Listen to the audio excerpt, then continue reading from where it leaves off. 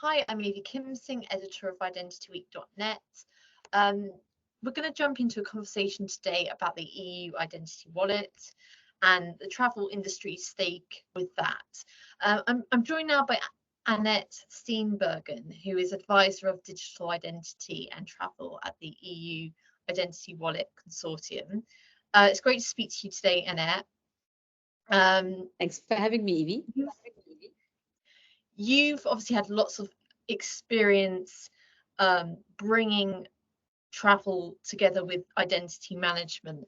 I just wanted to go into the pilots really of the EU digital wallet. Do you think travel credentials in the wallet, have a relevance for those users? Absolutely, because twofold.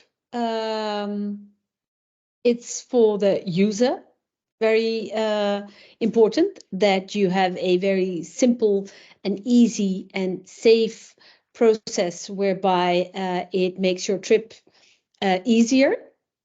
But it's also important for the stakeholders in the travel industry who need to receive your identity in certain instances, who need to have you, for instance, check into a flight, show your ticket, and therefore it's very important that they have the correct data and that they can offer you an easy process of facilitation from getting from A to B, and not have several stops and queues.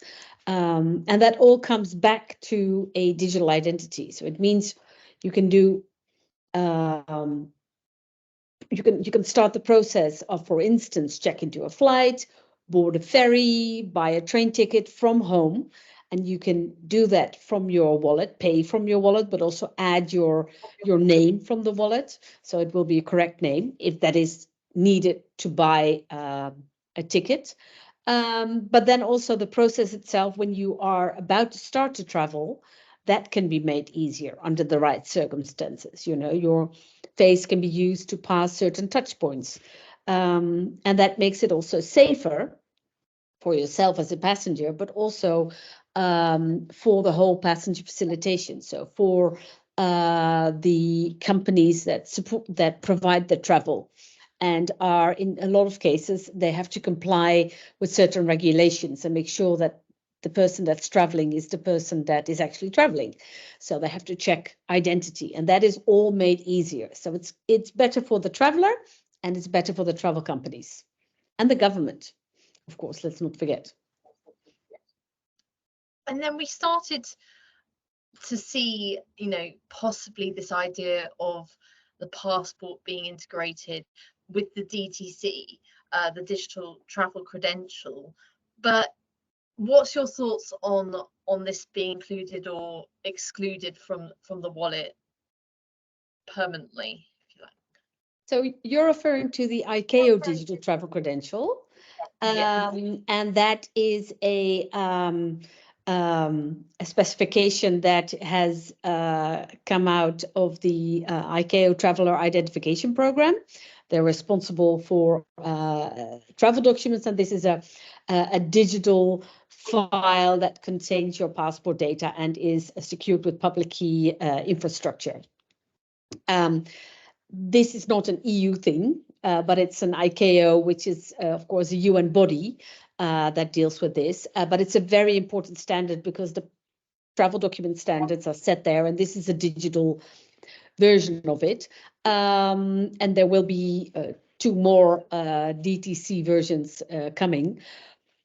So, of course, it's a multilateral body, and EU member states are part of that as well, and actually part of the working groups that have made these specifications. So every European country will have to do something and deal with an ICAO DTC. Actually, there's already pilots going on. The Netherlands is piloting on flights from certain KLM flights from Canada, and Finland is piloting on departing flights out of Helsinki with the ICAO DTC. And this was initiated by EU DG Home so from the European Commission. So this is something that everybody in the world has to deal with. Whether within the EU wallet, are you referring to the EU wallet or any wallet?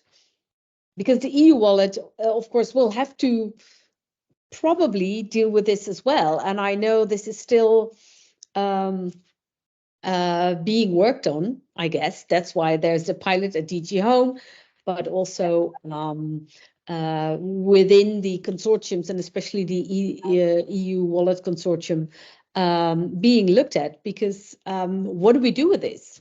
There is one issue, though, it is developed to be shared by a passenger or by a traveler with another government. It's intended to be used by border control authorities, of course.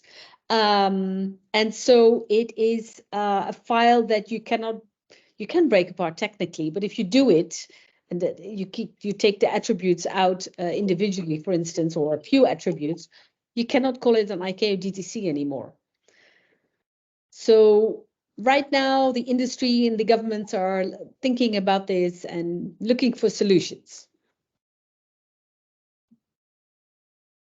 Brilliant. Thank you for explaining that. How is passport information, the data contained, when we're traveling, how is that protected when we're going through the airport journey, from check-in to boarding a plane? What's the state of security with that?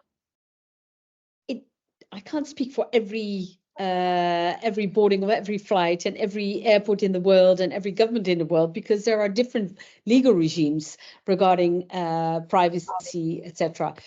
One thing is that IATA has a OneID program that has a strong focus also on having one, focusing on data protection and data privacy. For the EU, we have to be compliant to the GDPR, of course, the General Data Protection Regulation. That means that every stakeholder, if you're talking about sharing passenger data, each stakeholder, be it a government, an airport, or an airline, or a ferry, or a train service, is only allowed to have the data that they need to have to give a passenger a service, and that they are allowed to have. They have to comply with that, meaning that, for instance, theoretically, on an outbound flight out of the EU, if you want to share it, this is not happening in this extent as I'm describing yet, but theoretically in the future you can share it with the airline to book board your flight, to check in for your flight and later board your flight. You can share it with the airport, and you can share it with the government to cross the border.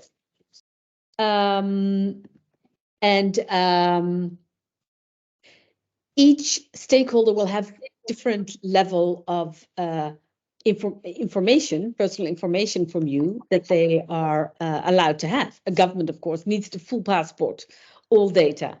The airport, in some instances, most instances, doesn't even need to know who you are. It just needs to know for you to probably go to the secure area, the airside area, that you have a valid reservation and that you have a valid travel document. They don't need to know your name. The airline has to comply with international regulation and has to have certain data views, certain passport data, but often not all the passport data. So it is different across the world. There are initiatives like IATA OneID program to work towards a uniform approach, but there are legal differences. And with the deployment of biometric technologies for travel, can we achieve full self-service touch points throughout the customer journey? Yeah, theoretically we can. But and you see a lot is happening that is getting to that. Mostly you'll see automated border management. That's one touch point. and that's the government. You may see biometric boarding, that's another touch point. But to see the full flow is still rare. Changi Airport in Singapore is doing a lot to almost get there. You know, in I believe in Dubai they're doing things, and often it is a matter of each stakeholder separately organizing themselves. But there's a lot of pilots trying to combine, like I just described, the Dutch government combining this with this DTC pilot, combining the boarding in Canada on a KLM flight and the arrival in the Netherlands. So this is difficult because this means it doesn't necessarily have to mean data sharing between the stakeholders, but it has to be also the data sharing from the passenger, mostly, to that stakeholder, whereby, again, they only are allowed to have, in this European context, the data they need to have and they're allowed to have to perform a service.